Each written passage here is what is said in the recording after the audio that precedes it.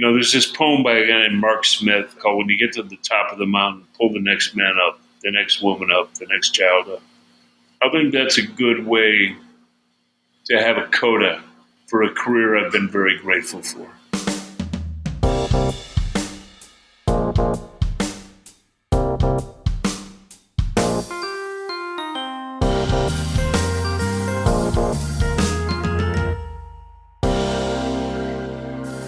Hello, print friends, and welcome.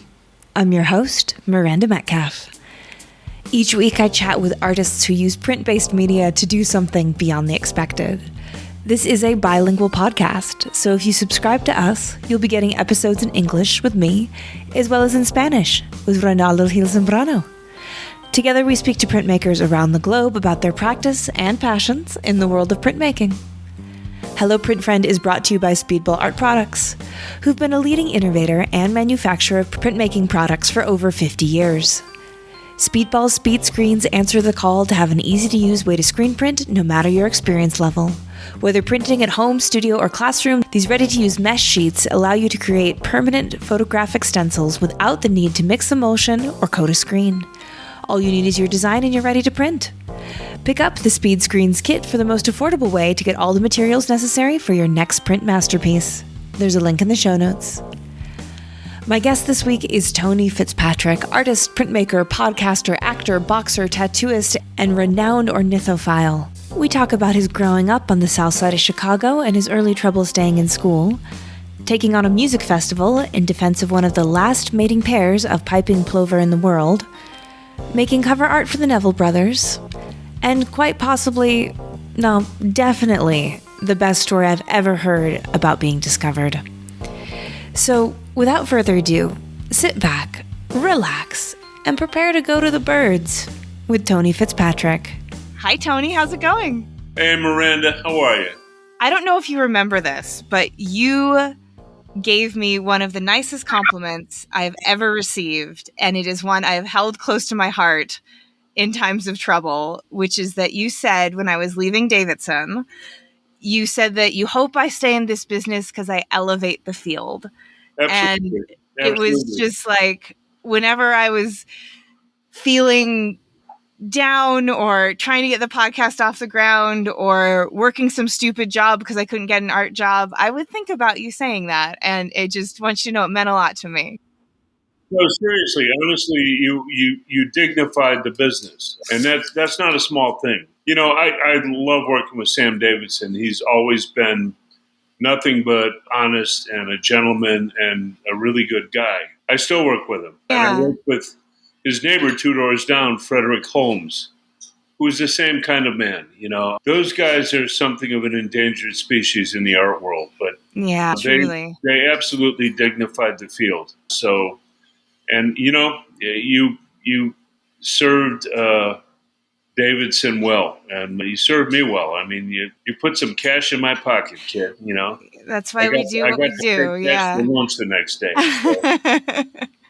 That's great. Well, I'm so happy to get a chance to sit down and have a focused chat with you for the next hour or so. And well, good. I know a lot of people know you and know parts of your story, and I'm hoping we can talk about it more and talk about the exciting things that are still going on for you. So I always invite my guests on the podcast to just introduce themselves. And I say, answer the questions that are just the like, who you are, where you are, what you do kind of questions. I'm Tony Fitzpatrick. I'm in my hometown. I'm in Chicago. I'm technically in East Humboldt Park. I own 2 galleries here, one called The Dime, and the other is called TF Projects. I've been showing people I thought were underappreciated for the last 30 years. And we take no percentage of sales. And I'm very lucky in that I have a couple of spaces that I'm able to trade my own artwork for a large percentage of the rent. And I've had my final museum show because I think it's time for people who look like me to create some institutional wall space for people who don't look like me, for, artists of color, brown artists, Asian artists, LGBTQ artists. By art world standards, I've kind of gotten mine. I'm in every museum that counts, and I think it's time to just gently and humbly bow out and shine a light on the talent that I see all around me that still continues to inspire me. To which end I embarked on curating, which I'd never done before. I figured, well, if the thing shits the bed, I can always say, well, I never done it before. Right. Yeah. Why are you listening to me? We opened the show a couple of weeks ago in New York City and Chelsea at Satchel Projects called BOP, Adventures in Contemporary Collage. And what I wanted to do was pay back all of the artists whose work I've learned so much from. Some of them I barely knew. Some of them I knew really well. And it kind of planted this seed in my head that this is a show that could grow and it could continue on to other cities. And it will finally end up at the Metropolitan Museum of Art about 3 years from now. That's with so a great exciting. big doorstop catalog. And it's a way of thanking the artists who've taught me so much. Yeah, absolutely. And I want to make sure that we get a chance to talk about your last museum exhibition a little bit, the Jesus of Western Avenue, Yeah. and the collage exhibition as well. But before we kind of get to the now, if we look a little bit in the past, I know you said you grew up in Chicago. It's your hometown. Yeah. Can you tell me what role art played in that part of your life growing up there? It honestly, it saved me. I had a very difficult time with school. I got expelled a great deal of times. And the one place I could go to where nobody could fool with me were my sketchbooks. When people ask me, what are you now? What is it that you do? I always tell them I'm a failed cartoonist. I grew up loving Dick Tracy and Mad Magazine and comics, and they were kind of a vital part of the lingua franca that surrounded me that I didn't really even recognize as art until I was 17 or 18, Mm-hmm. And there was always this thing in our culture about high art and low art. And I thought I've come to think that was unfortunate because it's all art. Robert Crumb and Chester Gould are, swimming in the same side of the pool. One guy's a right-wing reactionary nut, Mr. Gould, who I met when I was a kid, when I was a little boy. Oh my gosh. And Robert Crumb has kind of kicked open the door for comics and showed us what was possible. We could make images and narratives about the transgressive without and hold our head up at the same time we were making art. So those guys were both kind of vitally important. Plus all the guys from Mad Magazine. Sam Jaffe, Sergio Aragonés, Don Martin. All of the great geniuses from Mad Magazine. I found that magazine when I was 11 years old, and I started reading it, and I thought, fuck, man, they're getting away with it. It's like, these guys are professional wise asses, and they get paid for it. Yeah. And that became kind of my hammer and nails against the world, So the comics and, on every once in a while on a Tuesday, my mother would bring me down to the Art Institute of Chicago for free day. You could go for nothing on Tuesday. And I remember the first time I stood in front of The Inventions of Monsters by Salvador Dali, and then Nighthawks by Edward Hopper. And the same thing happened both times. The hair on my arms and the back of my neck stood up. It's like I didn't know what exactly those things meant. I just knew they had something to do with me. Yeah. And, my mother, I'm one of 8 children, and my mother indulged me more than the rest of the kids. She, would take me to the art supply store when I was 22 years old and on the balls of my ass, barely could hold a job. And she would buy me my art supplies, Yeah. And 5 years later, I had my first one-man show in New York, and it hit. I got a big review, and the show sold out. And all of a sudden, I went from being a $110 a week bartender plus tips to contemporary artist. And it was a little bit of a culture shock. I'd gone to New York. And I didn't know anybody. I didn't know how to do it. I didn't know how to enter that world. I went to Washington Square. I used to make these drawings on slate boards because I thought right before I got really serious about making art, I had a substantial drug problem. And after I got clean, I thought, every time I sit down and draw, at least let me learn something. And the blackboards implied, the learning process for me. And they hit a nerve, the only reason I got a show is I was sitting in Washington Square. I had followed this girl to New York, and the day I got there, she Dear John's my ass. It's like, I wasn't exactly heartbroken. I liked her a lot, but I was in New York, and I just tried to figure out, well, how can my ticket isn't home for like 5 days, so how can I make the most of this and make my $200 last? Mm-hmm. So I went to Washington Square. This guy I knew, Bobby Letterman, was headed there. He used to put his paintings out there. He was one of those spray paint guys. So he goes, hey, go down to the square. He goes, you won't get top dollar. He goes, but you get some money.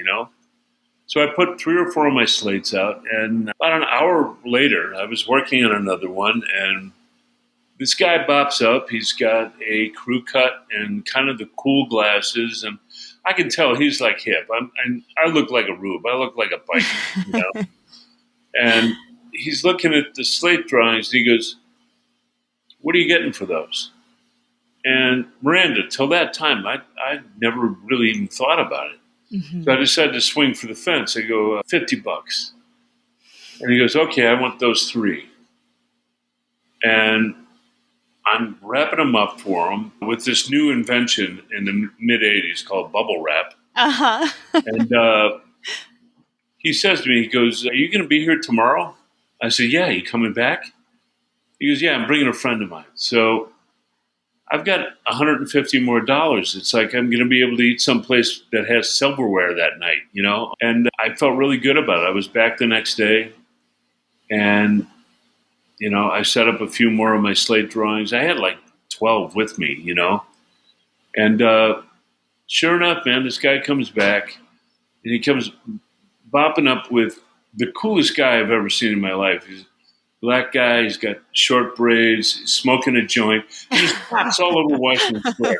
It's like he's smoking a joint like you can't see me, Yeah. And he goes, what are you getting for those? And I'm like, $50. And he goes, I want those 2, So I wrap them up, and they're standing a few feet away, kind of talking and stuff. And as I hand them to them, they go, there's an easier way to do this. And I'm like, do tell, And Yeah. they said, you got a half an hour? And I'm like, I got nothing but time, man. It's like, and they walked me down 7th Street to Avenue B. Now, it's only about a 10-minute walk, but every 5 feet, people are walking up, hugging these guys, kiss, kiss, And it dawned on me, it's like, I don't know who the fuck these guys are, but they're somebody, Mm-hmm. So we walk into this gallery that I had walked into 2 days before. The woman never even looked up from her Vanity Fair. She was like, we look at slides on Monday. You can pick them up on Tuesday. But when she sees who I'm with at the door, she practically kills herself getting out from behind the desk, right? And she walks up, kiss, kiss, kiss, kiss. We have to get lunch, la, la, la, la, la, right? Mm-hmm. And finally, the one guy goes, you got to see this guy's drawings. We just bought a bunch. And I laid them all out on her desk, and she goes, these are exquisite. Thank you. She looks at me really carefully. She goes, have we met? I said, no, I get that a lot, Yeah, yeah. Yeah, and she gave me a show for 6 months later. Wow. The 2 guys were Jean-Michel Basquiat and Keith Haring. Holy shit. Oh my God. And you know what? Tony. I never was able to repay those kindnesses. So that went very far in me deciding to open galleries that showed artists who should be better known. Yeah. So yeah, I had a show 6 months later. It sold out. I got a big review, and all of a sudden, I did nothing else but this for the last 35 years. And so at that point, were you then kind of move residence to New York? Because I know at some point, Big Cat Press comes into this, right? Yeah, my partner Dan Ferrara opened a Big Cat Press gallery on the Lower East Side on Orchard Street. And, I mean, we would have hung in there if not for, 9/11, I mean. Really? Yeah, it just, all of a sudden, that part of town turned into a ghost town for a better part of a year and a half. He moved it again to, over on First Avenue. And, we just could not make the breakwater, and not for want of trying. I mean, Dan was smart, organized, and moreover than that, a careful, judicious guy about business. He knew his way around it. Yeah. But, I mean, that point in American history, this is 2000, then 2001. 2001, like the pandemic, just kind of shot a hole in the bottom of everyone's boat. It's like 2001, I didn't even concentrate on selling my work after 9/11. I did benefits. I did etchings on behalf of the Lower East Side Arts Council. I was busy kind of raising money for other people, and wound up taking a few artists in residencies, one in Missoula, Montana, which gave me one of the best bodies of etchings I ever made, the autumn etching. One night I came home after dinner, and the lady at the desk says, there's going to be a meteor shower tomorrow at 4:10 in the morning. Would you like a wake-up call? And I said, yeah, absolutely. Aww. And out there are no, there's not the proliferation of street lights or any of that. I went out, I had a blanket wrapped around me. I lit up a cigarette and had a cup of coffee, and I watched a meteor shower, but without all of the distraction of the lights you have in the city.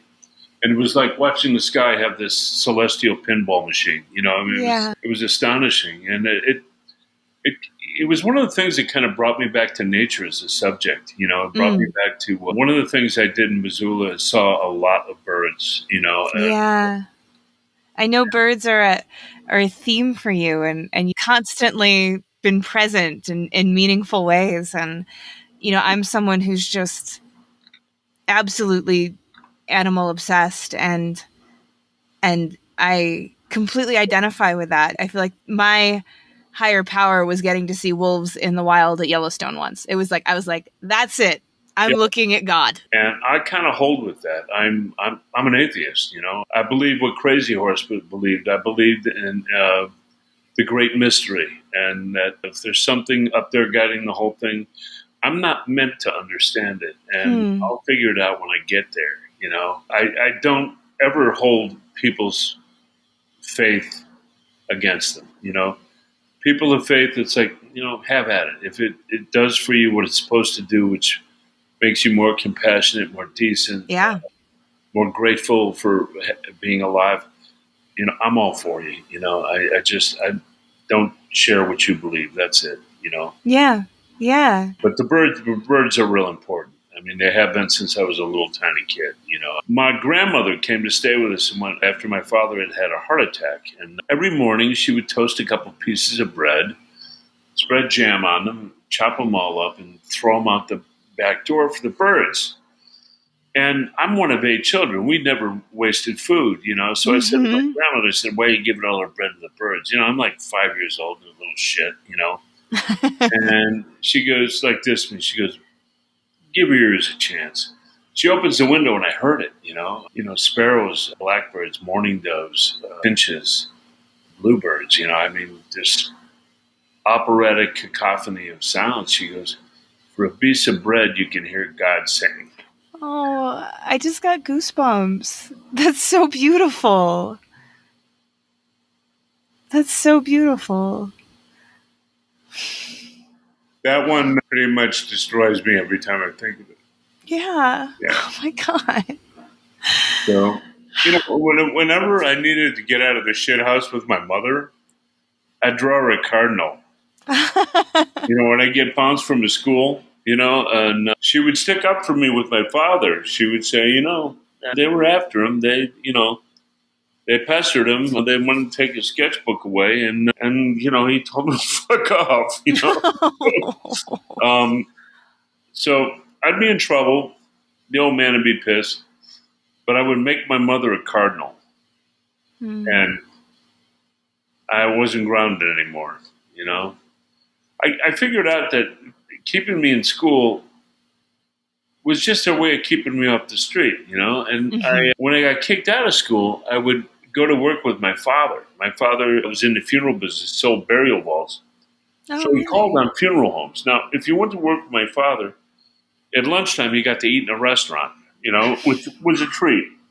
My mother could explain any line of Irish poetry to you. Any great writer. My mother wrote beautiful poetry before her and my father got married. But like most Irish women, she was not a cook, So lunch was like a big deal, And my dad would take me to a joint called Clarksville, which was damn near a gourmet hot dog place before there were gourmet hot dog places. Phil Schmidt's in Indiana, and we get lake perch, fried lake perch. It was, and he'd be pissed at me the first day, kicked out of another goddamn school. The first half a day, and then the second half, his need as a storyteller would assert itself, and pretty soon, 4 or 5 days later, we were having the time of our life. They had a hard time getting me into other schools because word had traveled. Yeah. Yeah, I remember one school, the school I finally graduated from, half of 7th and 8th grade. We're walking up to the school, and the nun is standing out there. She's about 4'11", and she's like nodding her head as we're walking up. And it's like, I wanted to say to my father, she looks pissed off. What's going on, And she goes like this. When I got there, she goes, I know all about you. I've heard all the stories, buddy. Let me tell you something, Buster. We're not going to expel you. We're not kicking this can down the road. We're going to fix your wagon. And I almost said, oh, yeah, bitch. And my father beat the shit out of me, so I didn't. So he's gripping my shoulder, and he goes, Sister, Anthony has agreed to pursue his studies with renewed vigor. When he said that, I almost started laughing. I had to bite into my cheeks to keep from laughing. And she goes, I hope so. And she goes, I'm keeping an eye on you, And sure enough, man, she followed me around all the time. And my third day there, this douchebag walked up and shoved me, and he goes, yeah, we hear you think you're real rough and la la la. Yeah, maybe meet me by the basketball court after school if you got the stones. It's like, I'll be there, At first I said, well, why wait? We'll just do it here, So I went out and I kicked the shit out of Jack, who later became a friend, so I'm not going to say his last name. And then his friend Mike got into it, an Irish kid, and I pounded his ass too. And then this big kid, Mike Clegis, got into it and pounded my ass. And 2 days later, we were like all the best of friends, One day I'm sitting in the lunchroom and I'm drawing a blue jay, and I'm having a really good day. It really looks beautiful. And the nun, Sister Regina, walks behind me and she goes, looks like you have a little bit of talent for something else besides raising hell. And I said, yeah. She goes, yeah, blue jays are my favorite bird. They're pugnacious like I am. So I waited till the next day. I waited till she was out of her office. I carefully took it out of my tablet and I just put it on her desk. So later that day at lunch, she's walking behind me. She goes, thank you. She goes, that's a lovely picture. I'm going to get it framed.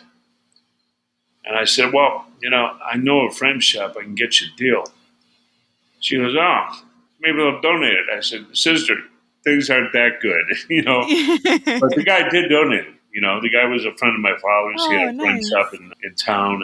And that woman never gave me any shit after that. In fact, she was really supportive of me. In fact, about a week afterwards, she walks up to me and she goes, Yeah, I heard you handed Jack Casner and Mike Duffy their ass after school last week. I said, sister, they started it. She goes, yeah, I heard that. I heard that.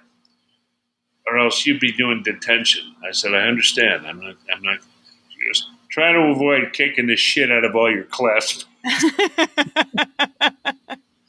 And it turns out she was from the same part of the world I was. She's from the south side of Chicago. And she knew some of my mom's friends, which helped, Yeah. Yeah, I knew them. I used to run around with them. We all worked at Finnegan's drugstore, So I kind of, I was kind of able to, in a stealth way, get away with murder, cover my tracks a little more. When I talk about people of faith, I would never want to disparage what Sister Regina believed. It's not what I believe, but I'm not one of these professional atheists who goes around trashing people for their faith. I think it's ungenerous. I think it's unkind, and it's ungracious and unhelpful. No, not at all. Yeah, it doesn't do anything. It does not bolster my argument any. I'm past my final museum show, and it was 94 pieces. It was 3 years ago when we first started talking about it. It was supposed to be a much more humble affair. It was supposed to be 40, 45 pieces. I mean, even that is a big show, Then COVID and the pandemic hit, and I'm sitting out in Humboldt Park, and I realized I no longer have an income. They closed my galleries, they closed my studio, and we decided to form a jigsaw puzzle company. My wife and my friend Kevin were on me for years about it. Like, look, these would make really difficult jigsaw puzzles, and thankfully, they are. Yeah, I have to say one of the highlights for the pandemic for me that I looked forward to was seeing photos of you on Facebook with a mask on and your puzzle on the pizza, the white button pizza thing, handing your puzzle to someone who had gotten one. It was just such a highlight when everything was shitty news. To see Tony delivering a puzzle, I loved it. You got to find a way to find the joy. Sometimes you must seek it out. I enjoyed it immensely. Now, take my word for it that I have never finished a jigsaw puzzle in my life. My brain just isn't wired that way. But we found ancillary good things to use them for. We found out that people who are experiencing onset dementia, that jigsaw puzzles give them an attainable task. I could see that. They can conquer, and it fires up the cognitive recognition pulses or impulses. So we were able to do some good. I also found out the kids who were terminally ill at Lurie's Children's Hospital in Chicago loved them. So I went and dropped off 30 of them. And, if you can take a very ill child's mind off their illness for even an hour or two, I think there's some grace in that, So. Yeah. And the birds are featured in the puzzles, yeah? Yeah. I've gone way down the rabbit hole with the bird nerd shit. Later on tonight, I'll be on a Zoom call with all my bird nerd friends. And believe me, my wife, her eyes roll back in her head and say, oh, shit, here we go. Wait, is this the Chicago Audubon Society? Who's the bird nerds? No, this is the Chicago Ornithological Society. Okay. So, but yeah, I mean, it's become, I've become an activist on behalf of habitat and particularly avian species for birds. We're trying to enact laws that buildings should put window treatments that don't promote collisions for migrating birds. Yeah. When I was in Australia, there was so much talk about the incredible birds that are down there. Yeah. And how domesticated cats, which of course aren't native to Australia, are just devastating those populations of cockatoos and parakeets and galahs. I'm not a fan of cats. I'm really not. Aside from Big Cat Press, Big Cat Press was named for a boxer named Cleveland Big Cat Williams. Gotcha. There's an argument to be made that all cats should be house cats. If you let them roam and stuff, they get into it. They don't just kill birds; they kill all kinds of other animals. Baby rabbits. Yeah. I'm not crazy about them. Something that I was thinking about with your work and kind of talking about the pandemic is like the sanctity of nature in urban spaces. I think about that a lot with your work as someone I associate so much with Chicago, but also with the animals that come visit us in our urban Yeah. spaces, and how, it must have saved people to be in lockdown, but just to like have a walk in the park. I live 4 blocks east of Humboldt Park. And I would walk out there every morning and just maintain my sanity. I would sit with these big rocks right by the lagoon. I'd sit on them and I would hear the wind blow through the trees, the musics of morning songbirds, the ducks and the geese, the sound of the water. Mm-hmm. And I was able to center myself because I'm in therapy for depression, and during the pandemic, it kind of became more pronounced. And Mm-hmm. what I wanted to do was just head off anything really dark. So I bought a bunch of feeders from my backyard, a big bird bong, and I get every kind of bird in my backyard. I spend $400 a month on bird seed. I have to go all the way out to Naperville, which is like 40 miles west of Chicago. And we have to load 50-pound sacks of Oh my God. wild bird feed, cracked corn, safflower, millet, and then these little millet cakes for the woodpeckers, And then during migration, when the orioles and the tanagers come through, you take an orange and you nail it to the back porch, spread a bunch of jelly on. Welch's grape jelly is what they like, and the orioles show up, the fruit birds, So yeah, I've gone way down the rabbit hole. Yeah. Yeah. Tony's bird sanctuary, it sounds like. Kind of. Yeah. And everyone in my neighborhood has feeders. It's like once in a while we take turns looking at each other's feeders. It's lovely. Yeah, that's so important. And we're so lucky that we haven't destroyed it all yet. I think about I'm that. trying real hard not to let them. Yeah, absolutely. I became activist 3 years ago. They wanted to put a music festival on Montrose Point, where there are only 65 mating pairs of piping plovers left in the world. And there was a pair mating there, Monty and Rose. And this guy wanted to put an EDM music festival there. And I said, well, we're not going to let you do that. It's a bird sanctuary. Well, the alderman says, So I called the alderman. I used to write for a newspaper. And I said, Mr. Kappelman, I said, I'm going to press with this before 5 o'clock. Why will you not enforce the protections inherent in the word sanctuary? Mm-hmm. Well, no, that's not really what we're doing. I said, bullshit. I said, it's exactly what you're doing. How much did they give you? And he hung up. And then I called the promoter back. Keep in mind, the promoter was like one of my bigger collectors at the time. I said, look, Jerry, you either find a new location or I'm coming after you publicly on social media, in my column.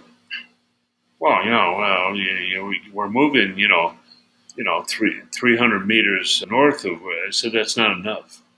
I said, look, I'm not worried about the sound. You think it's a sound thing. I'm worried about the human traffic. Yeah. And these plovers, they nest on the ground. Oh, and okay. Your drunken, ecstasy-taking douchebags are going to be stomping all over that beach. I said, now look, you either back off. There are 27 miles of beachfront in Chicago. Find another beach. And he dug his heels in. So I did two things.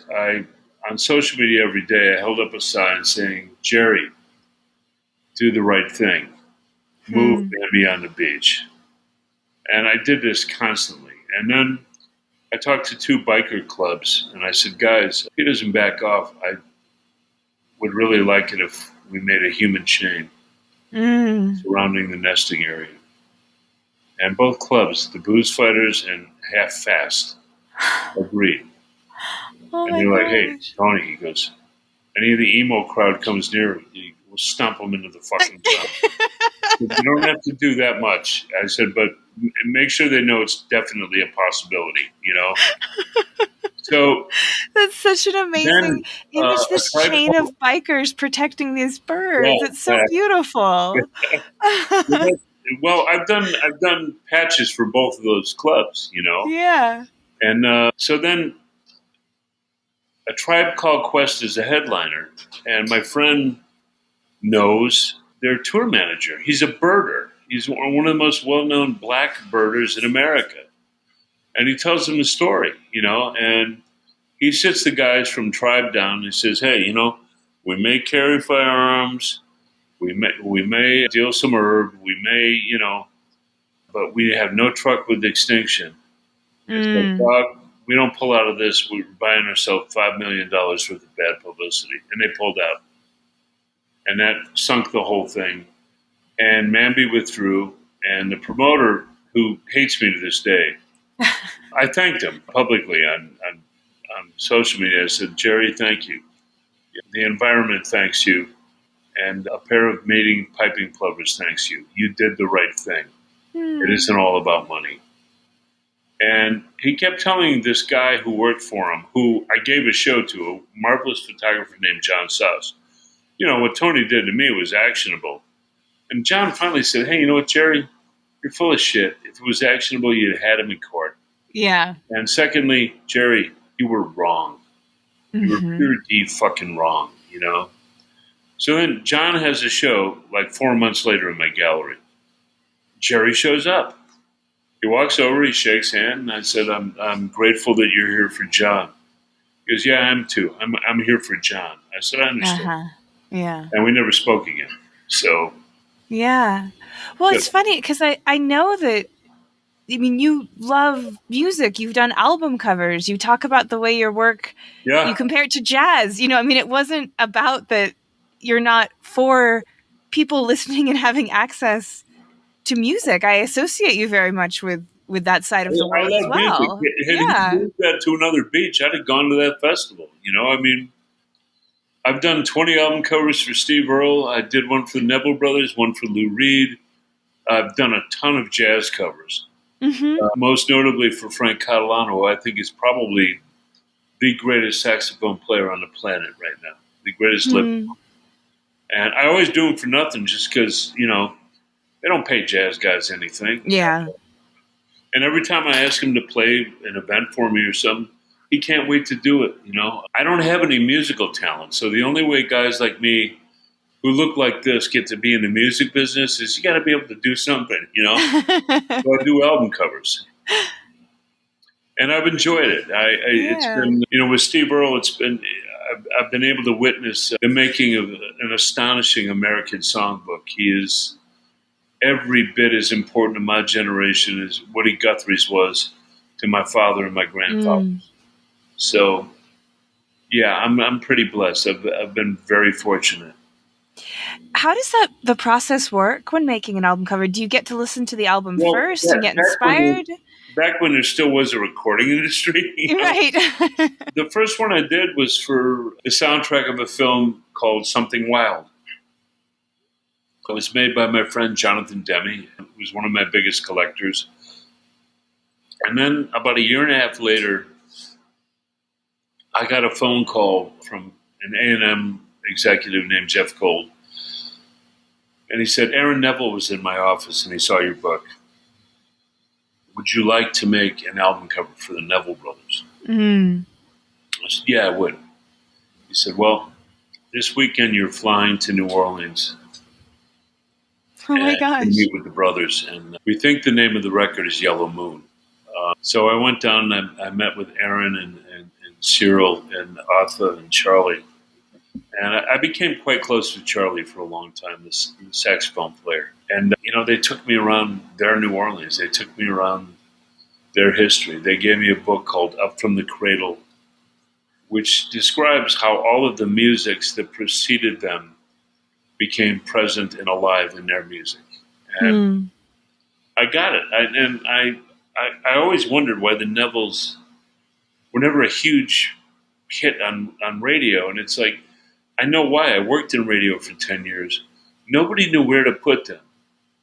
The black stations didn't know where to put them. They thought, well, this is more like jazz or blues. The white album-oriented recordings didn't know what to do with them.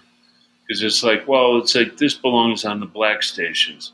Luckily, we had a station here in Chicago called WXRT, bless them.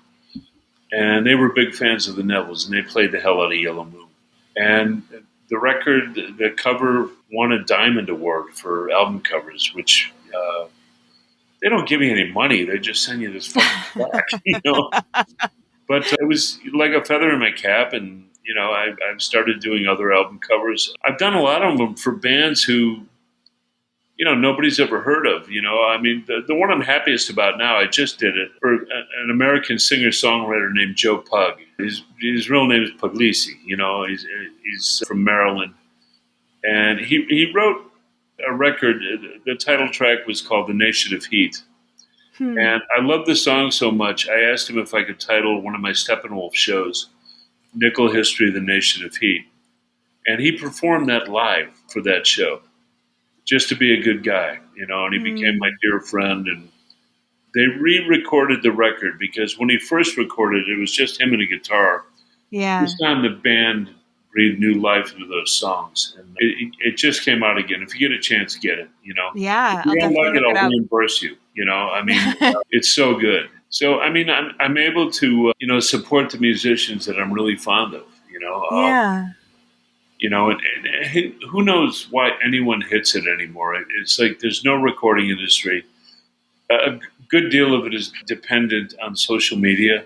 Mm-hmm. And it's, kind of who has the biggest blast horn, who has the most consensus. So by doing the covers, I try to create an element of consensus for the artists that I admire. Yeah. I want to make sure we get a chance to talk about this collage exhibition and maybe a little bit more in detail about it. I know you've been working on it for a few years, but what was the impetus to get it started? What made you think, all right, it's time to start gathering these collage artists? I did my final museum show, and it was, my work's always been a combination of drawing and collage. And what I learned from looking at the collages that I most admire, and I got a great deal of them into the show, Owen Spryzek, Danny Torres, Paloma Treca, Clarice Castellino, Joshua Grotto, Mandy Cano Villalobos, Lisa Barcy, Swoon, Lou Beach, Paul Lockney, Ray Borchers, Mary O'Brien Spurrier, Carter Spurrier, and Charles Spurrier. They're kind of my go-tos because they evince a kind of fearlessness. And the one thing I was interested in is emphasizing the idea that, when you start making this kind of art, when you start adding assemblage and collage to your work, all of a sudden there's a spirit of improvisation. There's some bop, and you keep inventing. It's like juggling with one ball. You got to keep finding a way to entertain yourself. And that's kind of what I loved about this whole thing. And I chose the artists that I thought most deftly embodied that ethos. And I'm choosing another 15. The next iteration will have at least 30 artists. Then the one after that will have 45. And when we land at the Met, it'll be 60 contemporary collages. I could not be more proud of all of them, and not be more indebted to all of them. I've learned a great deal from looking at their work. And I look at this as a final chapter in my career, and that I can shine a light on other people. Mm-hmm. I've gotten mine. I've been treated well. I'm not rich. I probably never will be. But I've been, materially rewarded for my work and my career. And it's time to spread some of that around. Yeah. I think that's wonderful, and something that I wish more people would think about. I think there's so much of an attitude of it's never enough and it's just me. I mean, Yeah, that's like the American way, right? Like, you notice more of that with Trumpism, and I want to fly in the face of that. I mean, hey, look, were it up to me, Bernie Sanders would be president. I'm a democratic socialist. It's like, but for a socialist, I make an embarrassing amount of money for my work. But I do like the idea of there's this poem by a guy named Mark Smith called "When You Get to the Top of the Mountain, Pull the Next Man Up, the Next Woman Up, the Next Child Up." I think that's a good way to have a coda for a career I've been very grateful for. yeah. And your final exhibition, the Jesus of Western Avenue, Yeah. was that a retrospective? Was that all new Nah. works? Most of that work was from the last 3 years. All but 12 pieces were from the last 3 years. I don't like the R word. My friend Ed Paschke had one when he was 53. Oof. And I walked up to him that night at the Art Institute and I said, "Hey, brother," I said, "it's good to be king." And he looked at me and he didn't look terribly happy. And he said, "Kid, you know what this is, right?" I said, "No." He said, "This is where they pull the shroud over your head and decide that you have nothing else to say." Yeah. And I went to school on that. I've had a few museums pitch me a retrospective. No, not going to have one. Nor do I think it's necessary. I still got a lot more to do. I still got a lot more growth to have. A lot more. There's always another peak. You know what I mean? There's always another hill to get up. So I think they're overrated. Retrospectives. I think it's something that more services the marketplace than it does the artist. That makes a ton of sense. Yeah, and I mean, I walked away from the institutional art world individually at the perfect time. I'm happy to participate in a huge group show at the Met in 3 years with all the artists that I so admire. Yeah. Yeah, it reminds me of Helen Pashkin, who was this wonderful light artist who was really active in California. Yeah. She had a great show at Site Santa Fe, and she's in her 80s, and she called it her mid-career retrospective. That's the right attitude to have. If you talk to her, you tell her that I'm a huge admirer. I will. Yeah, absolutely. She does, really beautiful work. The great Susan Rothenberg lived in Santa Fe. Mm-hmm. And I've so admired her paintings. I mean, plus you got the Black Rock guys out there, formerly Landfall Press. Steve Campbell, who taught me how to make etchings. I mean, that's another guy I owe a debt that I cannot repay. Yeah. Well, you need to come visit us, and we'll get you and Steve on tape together. Oh boy. Who knows where the bodies are buried? Yeah. You know what else nobody knows about him is he's a phenomenal collagist. Yeah, I could have seen that from his prints. Tell him that I'd like to put him in. All right. He made gorgeous collages. He made a show that was called Storming Heaven years ago, 2004, 2003 or 2004. And it was exquisite. It was just otherworldly great. He's also one of the best men I've ever known. He's so good. Yeah, just a kind man, and he changed my career for the better. Was that where you were really first introduced to etching? Was in Landfall? Yeah, I actually made 12 etchings with a girl I was engaged to in Scarsdale, New York, and we split up. But etching really got my attention because it rewarded the way that I drew. Right. I tend to draw slowly and deliberately, and it really shores up your draftsmanship because there's no room for mistakes. And if you make a mistake, you got to turn the lemon into lemonade. And Steve was the one who introduced it to me as a series of opportunities rather than a series of obstacles. He showed me spit biting. He showed me aquatints. And he was endlessly patient with me. I'm not a patient man myself. I'm really not. And Steve was like endlessly. He was like, he's kind of like Yoda, but he's slightly better looking, you know? There's just this font of wisdom from, 45 years of printmaking, Yeah. And he's endlessly patient and endlessly kind. I can't say enough good things about him. Yeah. It's been really, he and Chris have both been the most welcoming people to me and my husband. It's just, when you show up somewhere new and you don't know anyone, but you've got people who are always showing you kindness, looks like they're happy to see you. That means a lot. There's always that dog whistle thing where we all recognize each other. It's like, okay, it was, Yeah, absolutely. Absolutely. Oh, Tony, it's been so nice to chat and to hear your stories. And I really, really appreciate you letting me borrow some of your time. I know you're a busy guy.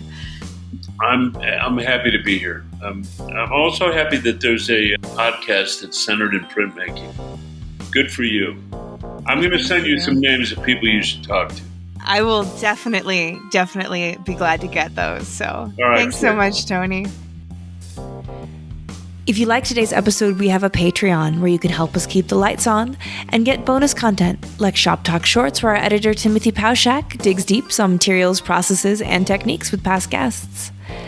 Also, if monetary support isn't in the cards right now, you can leave a review for us on Apple Podcasts or your podcast listening app of choice, or get something from one of our great sponsors and tell them Hello Print Friend sent ya. But as always, the best thing you can do is listen and maybe tell a fellow print friend. And that's our show for this week. Join me again next week when my guest will be Miguel A. Aragon. We talk about his ambitious and process-driven practice, taking images straight from the headlines and deconstructing them with burnt embossment and power tools. You won't want to miss it. This episode, like all episodes, was written and produced by me, Miranda Metcalf, with editing by Timothy Pauschak and music by Joshua Weber. I'll see you next week.